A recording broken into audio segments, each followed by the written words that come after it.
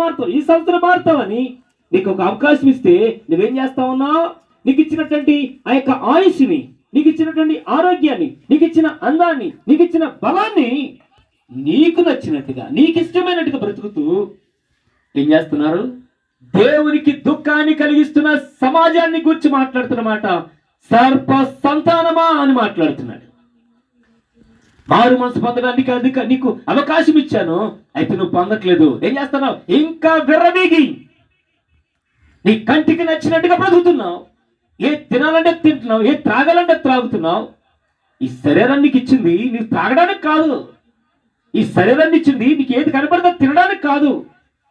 ఈ శరీరాన్ని ఇచ్చింది నీకు నచ్చినట్టుగా బ్రతికేస్తావని కాదు. దేవుడు ఇచ్చినటువంటి ఆయనకి ఒక ఇష్టం ఉంది నీ పట్ల, అది జరగాలని ఆశిస్తా ఉన్నాడు. కానీ నువ్వేం చేస్తున్నావు? నీకు ఇష్టం వచ్చినట్టుగా బ్రతుకుతున్నావు.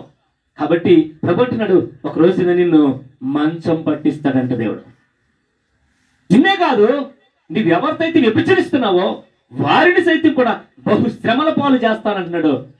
దేవుని బిడ్డలారా, భయంకరమైన విషయం ఏంటంటే, చూడు, నీకు నచ్చినట్టుగా నీకు ఇష్టం వచ్చినట్టు బ్రతికేసి నేను ఏమైపోయినా పర్లేదు, నా పిల్లలు అనుకుంటున్నావు చూడు, అది వాస్తవం కాదు. అది ఎప్పటికీ జరగదు. ఎందుకంటే నువ్వేమిచ్చుతున్నావు అదే పంట కొంత కోస్తావు. చూడు ఏమన్నాడు తెలిసే వాక్యం ఇక్కడ, ఎంత కఠినంగా మాట్లాడుతున్నాడు దేవుడు. ఏం చేస్తున్నాడు అంటున్నాడంటే, ఏమి అన్యం పుణ్యం అంటారు చూసారా, ఏమీ ఎరగినటువంటి వారిని అంట పిల్లల్ని కూడా దేవుడు చంపుతాను అంటున్నాడండి. ఎంత విచారం! మన కళ్ళ ముందు ఎంతమంది బిడ్డలు చనిపోతున్నారు, ఎంతమంది దిక్కుమాలను అయిపోతున్నారు. కనీసము మన జీవితంలో ఏం రావట్లేదండి, మార్పులే. తప్పు నువ్వు చేస్తావేంటి, విర్రవీగి నువ్వు తిరుగుతావేంటి, అమాయకులను బిడ్డలు ఎగిరిపోతామేంటి అనిపించట్లేదా ఏమాత్రం పడి నీకు? కూర్చుంటే అనేక రకాలుగా నాకు అన్ని తెలిసినట్టుగా మాట్లాడతావు, నాకు అంతా తెలుసు అంటావు.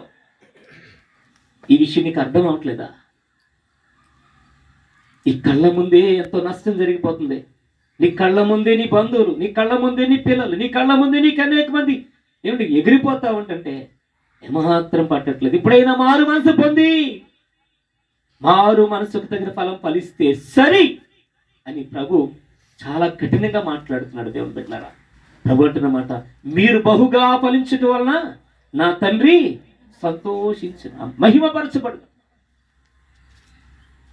నువ్వు ఫలించాలి, నీ మాట మారాలి, నీ తీరు మారాలి, నీ పద్ధతి మారాలి, నీ తిరుగుడు మారాలి, నీ తిండి మారాలి, నీ త్రాగుడు మారాలి, నీ నోటి మాట మారాలి. ఇవేమీ మారకుండా నాకంతా తెలుసు, నేనంతా బాగున్నాను అనుకుంటూ ఒకవేళ ఏమంటే మత్తులో బ్రతికితే గనక చెప్తున్నాను, ప్రభు అంటున్నాడు, నేను మంచం పట్టిస్తాను అంటున్నాడు. కూర్చుని వాక్యం వింటున్న వారిలోనైనా బయట వాక్యం వింటున్న వారిలోనైనా ఎవరైనప్పటికీ బోధిస్తున్న నేను కూడా సరిలేకపోయినా ప్రభు అంటున్నమాట, మంచం పట్టిస్తా. దేవుడు మంచం పట్టిస్తే స్నేహితుడా, ఏ డాక్టర్ నిన్ను స్వస్థపరచలేడు.